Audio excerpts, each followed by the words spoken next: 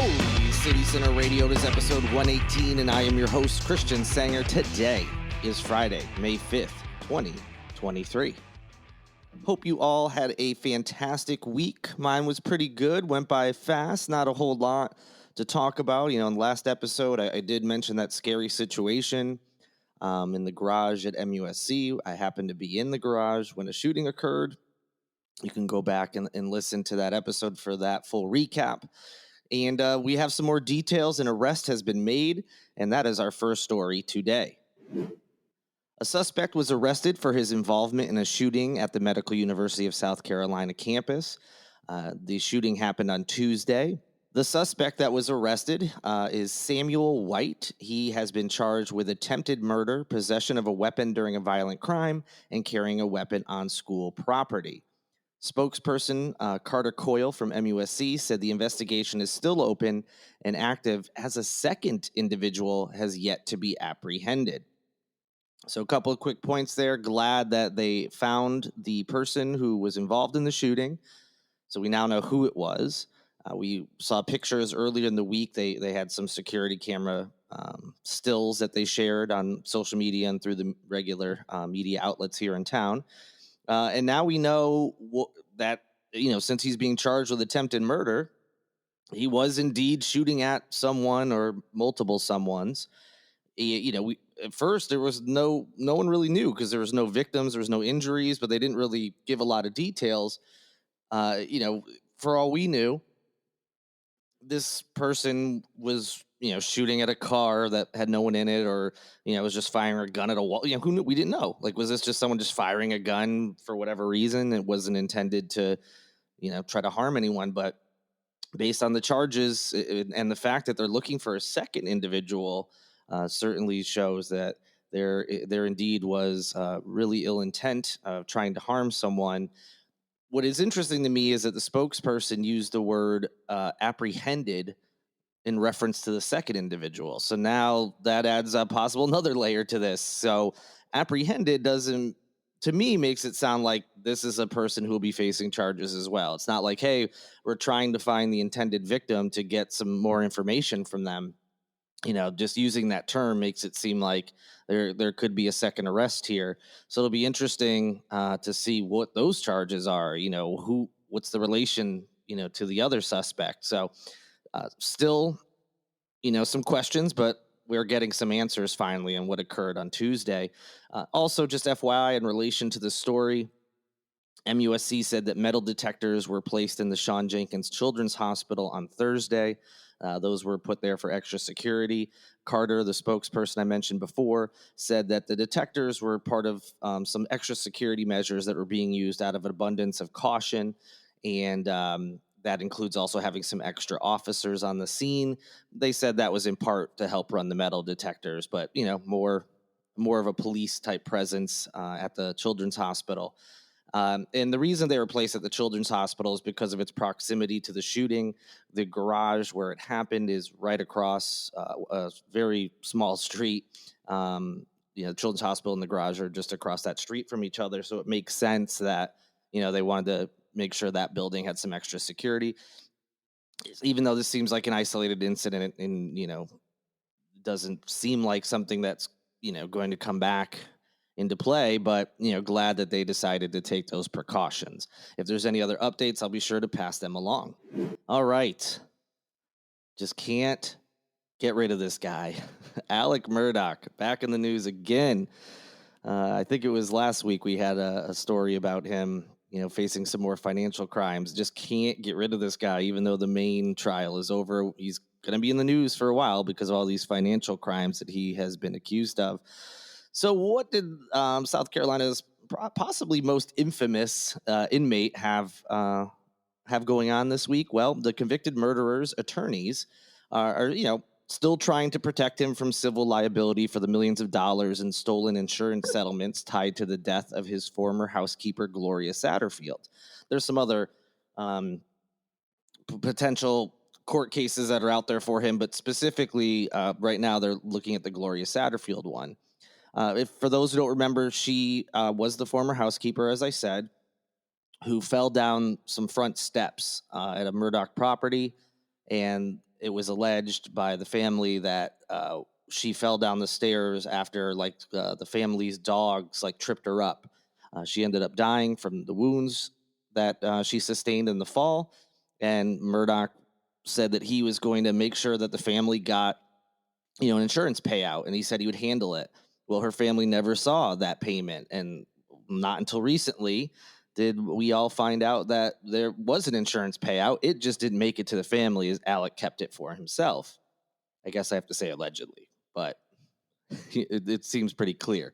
Now, here is, you're like, okay, the trial, whatever. They're going to try to protect him, from having to pay this money back or get additional charges and whatever else.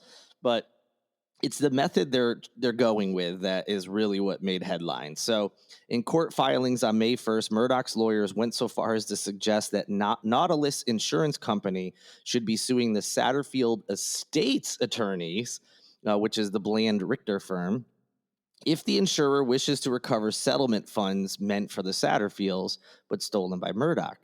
So why are they suggesting that? Well, this new maneuver comes as part of their Murdaugh's attorney's response to Nautilus's federal court lawsuit against their client, through which the insurer is attempting to recover $3.8 million in those wrongful death settlement funds paid in what has been described as an elaborate and despicable insurance fraud scheme by Alec Murdaugh.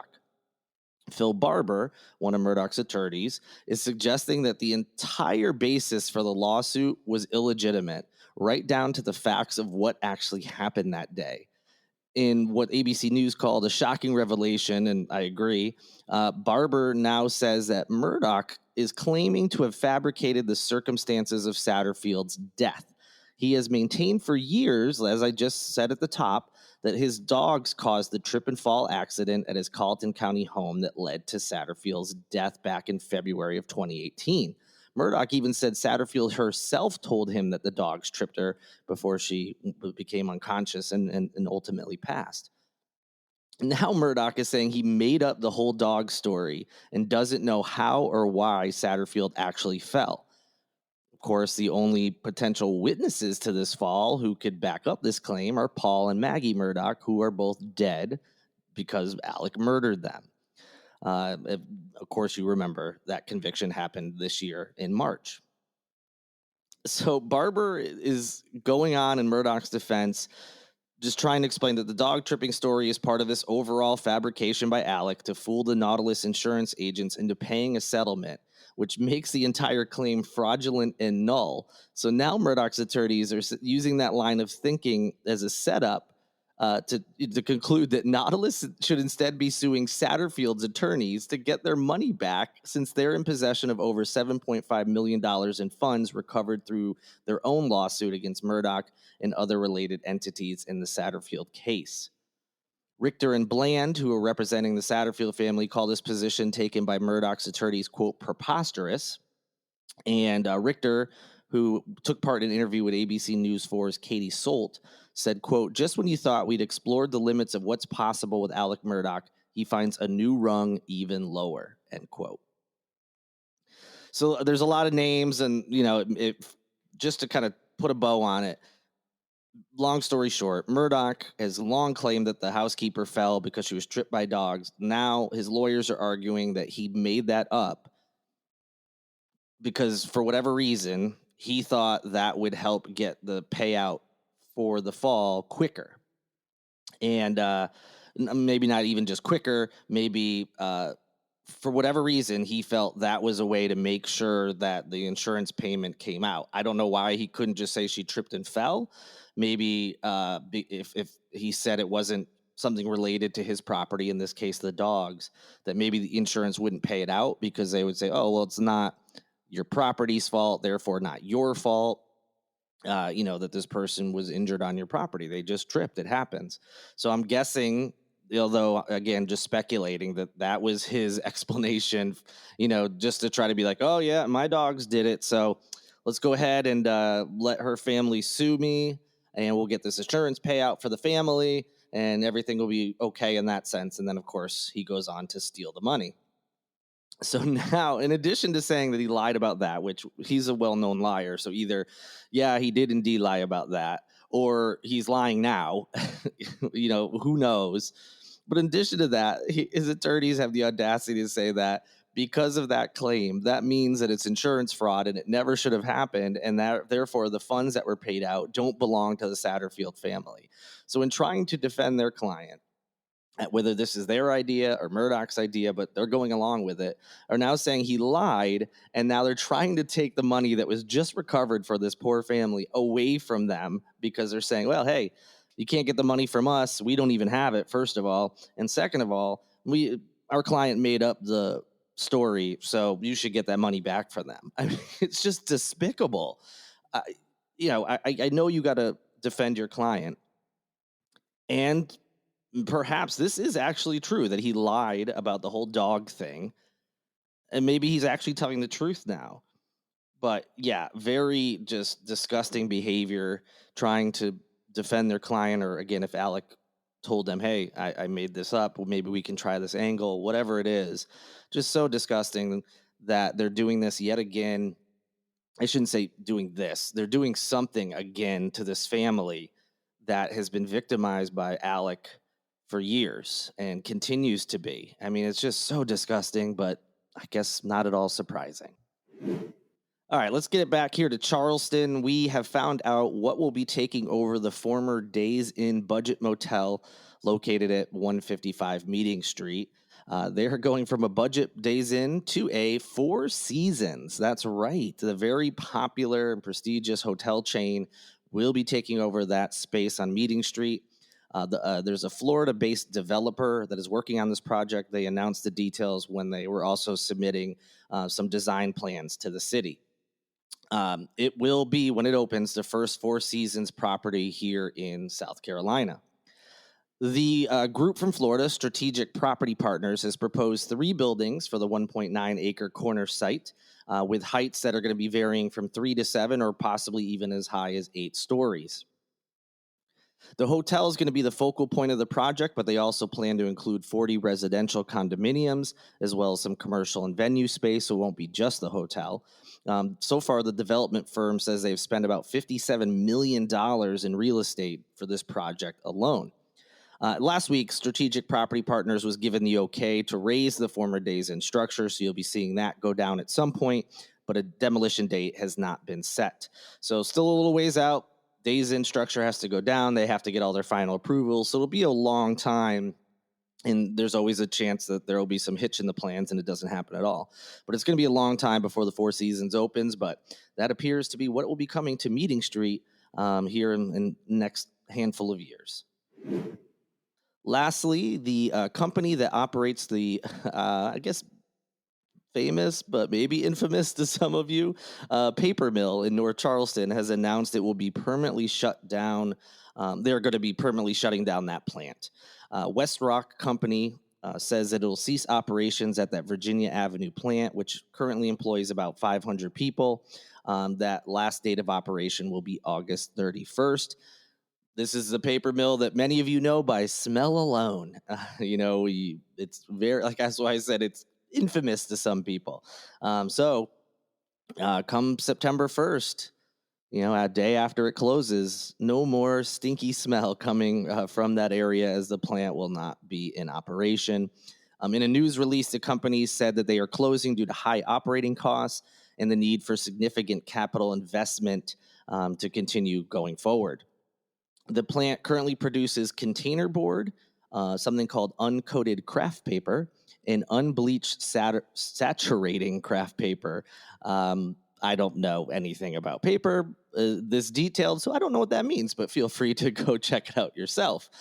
They were having they're closing, obviously, but they had an annual capacity of 550,000 tons that they put out, which is pretty impressive. As far as the roughly 500 employees that will be out of work come August 31st, they are going to receive severance and outplacement assistance in accordance with WestRock policy and their labor union agreements, according to that release. So hopefully the compensation that they'll get will be pretty good. They also mentioned that they are going to try to assist some of these employees who would maybe want to stay with WestRock, but in a different location, different plants and things like that. So hopefully those folks will land on their feet. never like to see when a business closes, regardless if it produces a stinky smell sometimes. It stinks that about 500 people who live in and around the area are going to be out of work. So, again, hopefully, between this announcement, they'll have a handful of months now to try to find new work. And then, they're going to have some assistance and stuff. So, hopefully, like I said, they'll land back on their feet. That'll do it for this Friday edition of Holy City Center Radio. I hope you enjoyed listening. I certainly enjoyed talking. Surprise, surprise. And I hope you all have a great and safe weekend. I'll be back on Monday with the latest news here in the Holy City. Until then, I need to say a few thank yous. First, to all of you for listening. And I would really appreciate it if you like, subscribe, rate, review, whatever you can do on the streaming platform that you are listening to this podcast on. I would really appreciate it. You can also go to holycitycenter.com/shop to pick up some merchandise, or patreon.com/holycitycenter to sign up for one of those tiers where you support the website, the podcast, and everything else. I also need to thank Lindsay Marie Collins with LMC Sound System for producing this and every episode of Holy City Center Radio.